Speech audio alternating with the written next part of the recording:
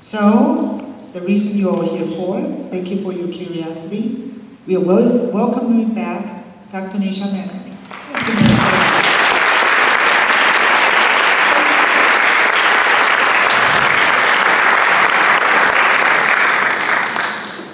Good morning. I am so honored to be here amongst friends, familiar faces, and Master Lin brought me here yesterday to, check out the layout, Hamlin University. I've never been to Hamlin. It blew me away. I mean, the acoustics, the space itself is very special. And I want to say my profound thanks to you, Master Lin. We've had a very deep connection for many years. And when I finished this book, the first person I called was Master Lin. It wasn't published yet. And I said, hey, what do you think? Maybe I could come to Spring Forest Qigong Center, That's my tribe. And he said, send me the draft. I want to have a look. And he calls me back and he says, I don't think 50 people. I think you need like 300-400. I said, okay. You see, in my doctor mind, this is like, wow. So thank you. So when what I wanted to say is, Deborah Lynn says, science and spirit. I'm from Kenya. I was born and raised on the equator, and I left Kenya when I was about 16 or 17 years old to pursue science, to pursue an education. And you see, for me, science is my very heartbeat. I went to medical school at Glasgow University in Scotland, and I did my training in London. So I'm a fellow of the Royal College of Physicians of the United Kingdom. I did my rheumatology fellowship at Stanford University. And from there, I went straight to the Mayo Clinic. And in fact, that was where I spent most of my career in rheumatology, was at the Mayo Clinic. So coming back to Minnesota is like coming home again. It's like coming home again. I want to show off my fancy slides, so I hope it works. So this is to show that really, I'm really a scientist at heart. The very analysis, the very protocols. Take your vitamin D when you're in Minnesota. I wore my seatbelt driving here. I checked the weather report, and boy, 40 degrees in November in Minnesota is a gift. And by the way, we're going to be talking about thermodynamics. And don't get scared, don't leave the room. It's going to be fun. It's going to be fun. So this was my life as a rheumatologist, as a physician. My life is in an office analyzing chemistry, analyzing structure, trying to find the disease and then setting it right with chemicals. I give steroids and methotrexate. That's what I do every day. And that's, in Mayo Clinic, I had this uneasy feeling that there's got to be more. And so this book, Bridging Science and Spirit, the subtitle, The Genius of WilliamATiller's Physics and the Promise of Information Medicine. Why did I do this? Mayo and physics, and it's not radiology, this is physics. But there has been a trend in the background, and most of you already know this. I've met a few of the people who are attending here, and we know that there's been a tsunami and a wave of people turning to complementary medicine. It's been going on since the early 1990s, okay? And it was catching. And this popularity, if you look at why people are going to complementary and integrative medicine, it's now called integrative medicine, is diseases that I see in my clinic every day. Back pain, neck pain, gout, fibromyalgia, lupus, rheumatoid arthritis. So if you look at why Americans, 1 in 3, going to integrative medicine, it's my diseases. So it was really important for me to take note of this as a physician. And in fact, I looked at NIH funded data. If my patients are going to complementary and integrative medicine, it's about time I looked at my attitudes, my colleagues' attitudes. And in fact, we published a very interesting paper in 2010. There were about 600 of my colleagues, and they were asked a simple question: do you believe in integrative modalities, integrative medicine modalities, massage, nutrition, meditation, that kind of thing? And you wouldn't believe it. The news is good. My colleagues believe in these things, except for one category, just blew, everything else was 70% yes, would recommend, yes, energy medicine, and under energy medicine was Reiki, healing touch, things like that, and it was barely 9%. And it was really interesting that why is this disconnect? Around the same time was this paper. This caught my eye. First of all, New England Journal of Medicine. Anytime the New England Journal publishes something, it's like God speaking to the doctor. Okay? Very high impact factor. In fact, the British Medical Journal and the Lancet a distant second. New England Journal of Medicine is where it's at. When this came out, look at it's New England Journal and then a trial of Tai Chi. One of the things I thought about when I looked at the data for rheumatologists was maybe we're not aware of these things. We don't have the science background. And much of the literature in Tai Chi is obscure Chinese journals that we cannot get there. We just need to know the data. So this New England Journal did a big service because suddenly in a major journal you have Tai Chi and a second thing, fibromyalgia. Fibromyalgia, where 100% of my patients are doing integrative medicine. If you look at the data on that, it's really striking. So fibromyalgia is something rheumatology does very badly.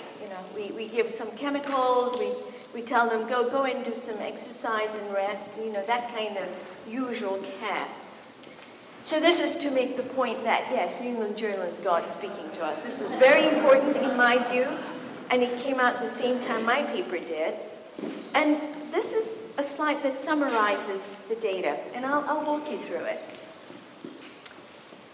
On this axis, you see the fibromyalgia impact questionnaire. And at 70, these people are really disabled with pain. And they're young, okay? The solid square is the Tai Chi group. They would go to Tufts University, and they would get Tai Chi twice a week, led in a lead class. It's a group practice. And the open triangles you can see right there. Control group, you get exercise. Go and exercise. And within 3 weeks, just look at the divergence. It was so highly significant. This blew out chemicals, right out of the water. Look at these results. In 12 weeks, I've never seen any trial like this with chemistry. I can guarantee you that.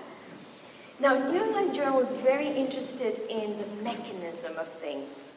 Okay? So I read this paper extra carefully. I thought they must have been really rigorous about this.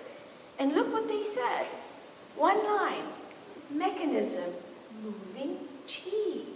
No explanation of what chi is, what's stuck, and what's moving. I thought, this is extraordinary. But I'm glad that New England Journal published this paper because it raised awareness of some very important therapies. We call this complex interventions, not just an aspirin and call me the next morning. You're really instilling a kind of discipline in people. And it shows tremendous effects.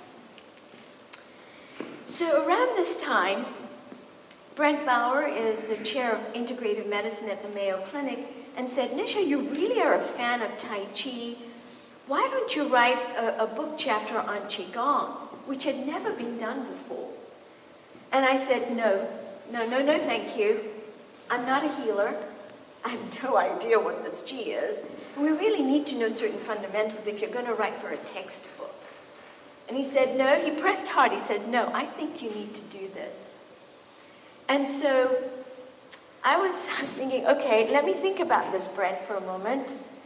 And then came a really big gift. And that gift was a hematologist at the Mayo Clinic, Neil Kay. Dr. Kay says, I know just the person who can help you with this. I thought, who is that? And he said, his name is Master Chulilin. And I contacted the Spring Forest Qigong Center, and Master Lin said, yes, I will meet with you. And for a weekend, I raced from Rochester, came over to Chanhassen, and I remember that drive very well. First of all, I hate being late, you know. I'm powering through the 52 highway, and I arrived to see Master Lin. And we're sitting in his living room, and I had a splitting headache. But I wanted to take notes and really understand what he does in this Qigong. And inexplicably, you know, I felt a slight breeze go by my face, and my headache was gone. And I said, you did something. You did something. What did you just do? What did you just do? And he smiled, and he said, you had a headache. I thought, oh, wow. Oh, wow. What did you see? What did you see? And so we had this dialogue. And I said, would you please help me write this book chapter? He says, well, you know, I can't do literature search. And I said, that's up to me. But I want to get underneath this whole concept of qi. What is this? He says, okay. And we wrote a chapter together. A very important and rigorous chapter. I'm very proud of it because I read it and it still stands there. Now, you know, more data is coming in now. But Qigong was valuable for children with learning disabilities, asthma, pain, back pain, everything. I really did a very exhaustive research for that book chapter. And Brent Bao, bless him, he extended the word count for us because, boy, did we uncover a lot. But this was actually one of my first collaborations with Master Lin. So in that research for that book chapter, I stumbled into this paper, and I actually still have it.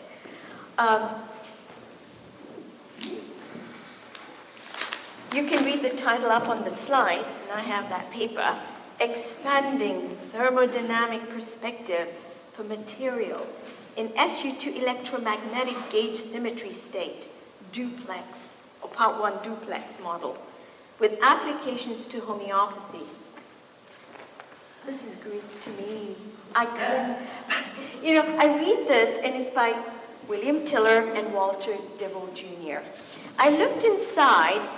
What was striking is he talks about qi, he talks about the acupuncture system, he talks about a lot of things and lots of equations. I knew there's something here. I've got to pay attention.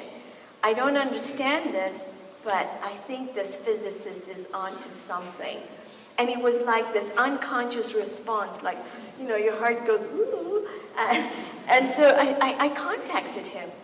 By now, Dr. Tiller had retired. He had been at Stanford University for more than 35 or 40 years. He was a chair of material science and physics there. And he was the world's expert in crystals. Okay, so if you wear those crystal bracelets with Clarion, it was Tiller who did the science. Heart math, Tiller did the science. Ions, Tiller did the science. He's amazing. So I write to him, email after email from Mayo Clinic. Silence. Absolutely not a word. And then, out of the blue came one email from Walter Dibble, and he says, Bill says, read his book, Psychoenergetic Science. Oh, okay. This one. And I still carry it. My dog-eared copy, falling to bits, marked up. Yes, it's everywhere. You know, I still read it from time to time to get that original, you know, wow, somebody did do this amazing science. I'm going to put this way. Psychoenergetic science. Psychoenergetics. I couldn't make sense of it. So I read the book in great detail. And it reads like a lab manual. Okay, the pH meter did this, and purified water at this temperature, and thermodynamics. I said, okay. So I write back to him. Now, I was coming to Scottsdale, Arizona to give a lecture for a complimentary medical conference as part of the Mayo Clinic faculty. So I knew, well, this is my chance. And lo and behold, Tiller met with me. He says, okay, I'll have dinner with you. So that's Bill Tiller. Before my dinner, I was terrified because it's like meeting Charles Darwin for dinner. What would you ask Darwin if you met Charles for dinner? Because you see, Tiller's physics speaks to human evolution. And what would you say if you met Albert Einstein for dinner? What would you say to Albert? What would you say to a rock star in science? And Tiller goes beyond the yardstick of Einstein, the speed of light. Einstein has always said that the absolute boundary in nature is the speed of light. That's our yardstick. Space contracts and expands, time slows down. Time right now might be really slow for some of you, or really fast, I hope. But in any case, the speed of light. And Tiller says, consciousness doesn't work like that. We have to go beyond that. And this yardstick is also going to get smashed in Tiller's science. So I met him at Scottsdale, and I can remember it like yesterday.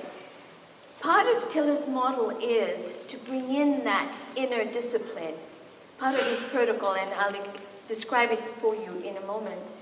So I wanted to show off a little bit, and I said, well, you know, the Deltrons do this, and have you heard of A Course in Miracles? Because I was a student of A Course in Miracles at that time. And he says, ah, yes, Helen Schuckman, I remember her. She came to our home in Menlo Park. Remember her, Jean? And I thought, excuse me? Excuse me, what do you mean, Helen Schuckman? Helen Schuckman is the scribe of A Course in Miracles, professor of psychology at Columbia University, and she actually wrote A Course in Miracles, an incredible book. And it struck me that Tiller handled and was given one of the earliest drafts of A Course in Miracles. And he said, you know, Jean and I read it, we really liked it. This is how we live every day. And I thought, oh my God, I have found my mentor. This is the mentor I've been looking for. Except he wanted nothing to do with me. No, I don't think so. Don't meddle in physics. You need to go to Mayo. That's where you belong. You belong in medicine. And I was so crushed. I was really disappointed. Months I'd been emailing him. I read the psychoenergetic science. I couldn't quite tell him what my questions were, but I thought he would at least open the doorway. And 3 months later, though, he called me, one of the most important phone calls. And again, I remember that day in October. And he said, you know, I've been thinking some more. If you can translate some of my work, some of my physics for your colleagues in medicine, maybe I can work with you. Because medicine is stuck in chemistry. I remember that sentence very well. Medicine is stuck in chemistry. But it was the second thing he said. He said, one more condition. I said, okay, I'm listening. I will only work with you if you meditate daily. I will only work with you if you meditate. Just think about this. I've written application forms to medical schools. Glasgow is one of the top, 500. I've never been asked, do you meditate?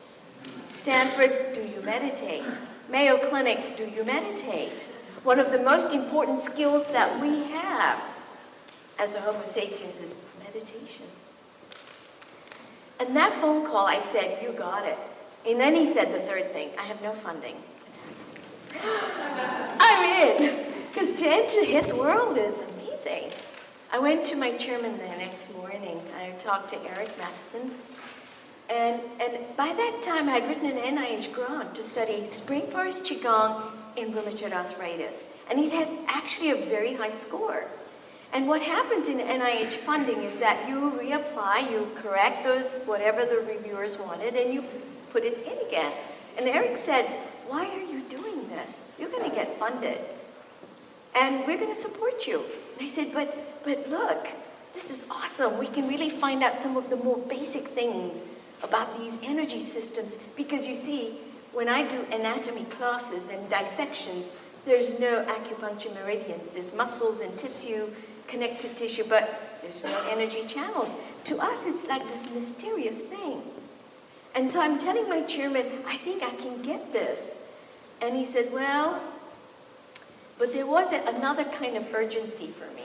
And this was, Tiller by this year was 82 years old. It was now or never. I go the traditional route, NIH grants, or I take a leap. I take a leap into the unknown. And I remember Eric very clearly, very gracious, and he did this. He says, okay, I think I've lost you already. You're following your nose. And I remember him using those words. In other words, I was following my intention. And when you get a sense of the truth, you go for it. You hang on to it with everything and don't let go. I packed up my Jeep. 3 months later, I was out, December, in the middle of the night, 3 a.m. I remember an ice storm was predicted to come. 3 a.m., I take off. Past Austin, Albert Lee, Iowa, Kansas. I just did not stop. And I went towards Arizona and landed in Scottsdale. No address. I stayed in a hotel, rented an apartment, airbed for a mattress, collection of physics books, and we began. Thursdays with Tiller. 9 a.m. to 11 a.m., Dr. Tiller and I would meet. Initially in his home in Scottsdale, and then later on in my home, my spare home. And I rented some furniture, kind of an eminent physicist on the floor, But that's how we started. And yeah, this is to make the point. And we'd have tea and we would discuss 9 to 11. And we discussed a whole lot of things. Not just physics, but what's the new book? What's the new movie? What's your favorite food?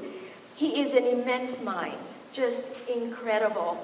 And so for 2 hours, one of the very first meetings with him, I remember, he was saying, you're very keen, you know chemistry, that's it. You know chemistry. I said, you bet. That's what I do all day, I know chemistry. And he says, you know something about energy medicine? I said, yes, and I can't wait to learn more. And he says, but we're going to go to information medicine. That's what we're going to develop. And I thought, information what? Information medicine. And I said, could you repeat that again? And he said, Nisha, I don't repeat things. There's no curriculum here. No curriculum. You do what you need to do to learn and make notes. That's up to you. But I don't repeat things. They come, and I'm saying them to you. So I actually got a flip camera, and I started to balance on my stack of books and recorded all of those meetings for almost 4 years. So weekly meetings, 2 hours, I'd balance my flip camera, and sharp at 9, he'd come with his brown hat on, tea would be ready, and we'd begin. And so one of the first things we did was, he wrote, this is his writing, thermodynamics. My goodness, and I thought, thermodynamics? And he says, yeah, trust me on this one, Nisha, you need to learn thermodynamics. And I'm like you, steam engine, what's that got to do with consciousness? What has steam engine got to teach us about how we are? To me, that was very separate. And Tiller says, no, we're going to learn thermodynamics. And he wrote the terms down. And he said, look, Nisha, it's not a theory. It's the law. And scientists, it's not a theory. Scientists trust this more than any other science in the physical or in the natural science disciplines. And it's even been called the Shakespeare of the science world. But the good news is you don't need to know a lot of math, don't need to know physics, you just need to know the concepts and the relationships between concepts. And so I began. And in my study, I went into some of the beginnings of thermodynamics, and my goodness, you know, Maxwell is like a hero to me now. Rudolf Clausius, who wrote, you know, he coined the term entropy, meaning disorder. And Sadie Carnot, the Carnot engine, Hosea Willard Gibbs, many others. And I read some of the original papers. They're available free, you know, on the internet, Google Scholar. It's really fun. And this is it. This is the terms of the second law. Gibbs free energy. Anytime you have something moving, engine, or my muscle arm, or my muscles moving my arm, it's a potential, it's a gradient of Gibbs free energy. The ATP is source of that. And then you have the pressure and volume term. Anytime you tap and press, that's actually the pressure V term in the acupuncture system. The internal energy, and then you have the T, temperature times the S term, entropy term. So very simple. And anytime you have Gibbs free energy greater than 0, you're going to get work, useful work. So from the very humble observation, a cup of coffee, hot cup of coffee is at an excited state, kinetic energy of the coffee molecules bouncing around. That's temperature. Temperature is not degrees centigrade or Fahrenheit. It's actually kinetic energy that we're measuring. And then over time, that heat is lost to the environment and it goes down to equilibrium. Okay, so I learned these words, equilibrium, excited state. And the very fundamental premise of the second law is that everything goes to disorder.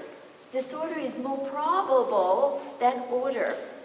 The fact that I took my vitamin D is to keep my bones in order, because you can get entropy. That's another way to look at it. And of course we know we're all going to disorder sometime or another. Okay. George Bernard Shaw apparently wrote this when the second law was actually formulated. He says, oh my goodness, we're all going to the grave. But the question then is, we know that energy can move, chemistry. We use that in medicine all the time. Pacemakers, electrical stimuli, magnets, and so on. But the question is subtle energy. Tiller had coined this term, subtle energy. The term subtle, the word subtle, can be confusing because it seems faint and really something very ephemeral. But subtle, really, he was trying to get the point across that it's difficult to detect. Subtle is very hard to detect with usual instruments that we have. So if you put a meter on the acupuncture channel, you can't see it, because the instrument is electromagnetic, and the acupuncture system is not one of those forces. And I talk about this more in Bridging Science and Spirit, and I do encourage you to look at that, because it sorts it out in your mind. You can group it. What are the 4 forces? Oh, okay, this is the standard model. But we are ahead of that. We are different than that. So this is the first genius of Tiller. If thermodynamics is the law, then perhaps intention obeys those laws. So it's a word equation, but you have to start there. And it is incredible. So consciousness, your intention is a tool of your consciousness. Because we don't have an agreed upon definition of consciousness. So Tiller took the operative definition. Intention does something. Consciousness does something. And it does that by intention. Intention is a process of creation. As I stand here and I say things, I'm creating things. Information for you all the time. So consciousness is a source of intention, which crafts the subtle energy. Energy and intention are coupled together, and I'll explain that in a moment. And then he made the jump. Does that mean you can get useful work? Can you measure that? Because that's straightforward calculations. Now you have a mathematical connection. Imagine that. You're not talking about particles and quantum theory and all those accelerators. You have a measurable way, a macroscopic way. And this is what I call frugal science. So entropy, that term entropy is very interesting because that's disorder. But we also know, and this is Claude Shannon, the father of information theory. And we know that all kinds of things, the painting, the Mona Lisa, the chair you're sitting on, this little pointer, can all be condensed to information, which are bits, 0 and 1. So information is not just digital, information is more fundamental unit of our physical nature, and physicists now agree on that. So when people say everything is energy, actually it's not. Information is everything, okay?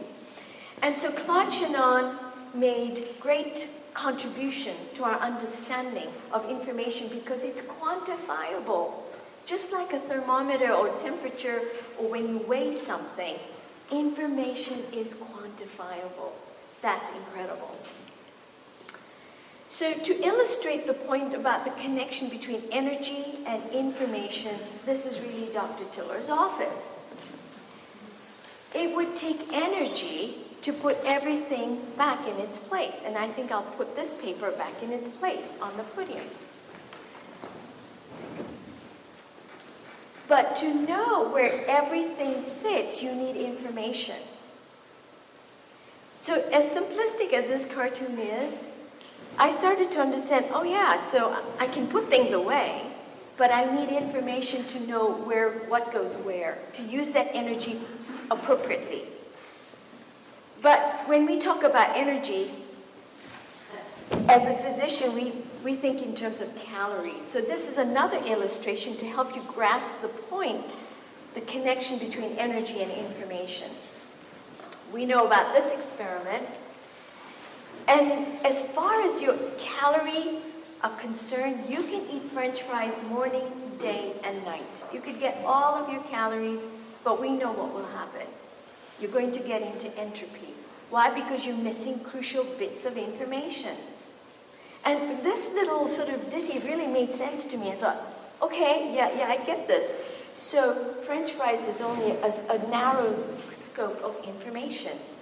What if you ate cauliflower all the time? You could have the same effect. Cauliflower for morning, mashed cauliflower in the afternoon, broiled cauliflower dinner, you still have disorder. Another diet bites the dust. And this gets the whole concept of a balanced diet. I'm looking at it from the physics perspective. And I think, okay, I think I'm getting this. So this is the target experiments that I was reading about in that undecipherable paper. The target experiments. By target, Tiller was saying, can my intention change something, a material out there, okay? And he started with water. Very, very familiar to us. How many of us can say, with just our intention, no chemical additions at all, that we can change the pH of this water? I can't. So I was thinking, well, impossible. So he rigorously tested this while he was at Stanford. These were the original target experiments to change the target, which is water, and its pH, which is well known. Okay, it's well known in terms of thermodynamics, what you can do to change the pH up and down without chemical additions. So he knew all of that from reference labs. And this is his second genius. It has been known for a long time, and this is Princeton University, Stanford University, that humans can influence machines from a distance. It's actually well known. Random number generators, you can actually change statistically random number generators. So this is well-known work, and Tiller took it an extra step further. He says, okay, what if a very coherent human being can make an intention, the consciousness, you craft an intention, which is information, and through a meditative state, influence that machine. And now that machine is excited. It's metastable. I think this was his second genius, to take that science and see beyond it. And that's what he did. I have actually my original device here. I always carry it. I'll just unplug it. I carry it because if I'm in a hotel or something, I actually plug it in because it's got terrific information. It's always imprinted. It's always excited. And so I take it with me and I plug it into a hotel room so it cleanses. So this is the device. This is the original Tiller device. And the IHD is metastable. It's excited. And it was excited for a stable amount of time, 3 to 6 months, enough to make those experiments run. Because information leaks away. You have to protect this thing. And again, I go into this in some detail in Bridging Science and Spirit. So, here we are. So this is the water experiment. So this is what he did. He wrote the intention and chose very carefully the graduate students at Stanford to make the first imprinting team. And it's interesting, he said to me, meditate daily, because I do not want to work with you. With such a protocol, who would you want on your team? You want people who are able to hold an intention, not for 5 seconds or 10 seconds, full 30 minutes. It takes a great deal of discipline. And my mind is racing, monkey mind. It's gone over here and then over there. But he chose his imprinting team very carefully. And so he wrote this statement, and you can see that. The imprinting team, they go into meditation, and the device is sitting there on a table. They're not touching it. And then when the meditation is done, they would wrap this and send it to Minnesota, to Plymouth. The Tiller labs, the receiving lab was here in Minnesota, and would unwrap it. They didn't know the intention. And they would put this and the bottle of oil or the container of water and switch it on. We didn't know how long it would take, 2 weeks, 2 months, but slowly and surely, and this was the most amazing data. When I would look at these numbers, I thought, wow, this can really happen. In Tiller's labs, the pH going up, the intention going up, would go up. And this is an example of the graph, the pH going down, which is really, to me, this is like a game changer. If you can do this with water, just with your intention alone, without any chemistry, wow, the game is up. So intention matters. And it is that information piece that reduces entropy and gives you enormous source of energy to do work. This is a summary equation. I realize that it looks like a lot of symbols, but if you can get information and entropy and energy are related, you can do useful work. And you can make things happen in your universe more than you ever dreamed of. And this harks back to St. John, verily, verily, I say unto you, these deeds you can do, and greater than these you will do. So those biblical teachings start to take some real meaning in science. So Tiller took this a step further, and this is really amazing in my world, because this is where now we go into information medicine. One of the most important medical conditions, if I can call it a medical condition, actually is loneliness. It's really, people are disconnected in our day and age. And so Tiller teamed up with Gabrielle Hilberg. She's a psychologist in Mountain View, California. And Gabrielle sees, Silicon Valley clients. These are people who have degrees, very affluent, and very unhappy. And so 40 people signed up for their protocol, and Tiller has never met any one of them. He's sitting in Arizona, and he constructed an intention statement for self-compassion, for self-acceptance, and imbued the device, which sits in Arizona. It's in a shed, actually, in his compound, and they switched on, And this information is subtle energy. It's not electromagnetic, doesn't go down a telephone wire, is beamed to those recipients 24/7. So this is simply to show, here's the IHD in Payson, Arizona, and the names of those participants is scrolling on a computer continuously. And all of those people in San Francisco, California. And then look what happened. The primary outcomes were met. I mean, absolutely. Self-esteem, anxiety, depression, they had all of those questionnaires that these people were filling out. But it was the spillover effect. They were more kind, more mindful, more organized, made better choices for food. They were losing weight. We weren't talking about weight before, but you can see some of this self-compassion was having a lot more secondary effects, a lot of testimony.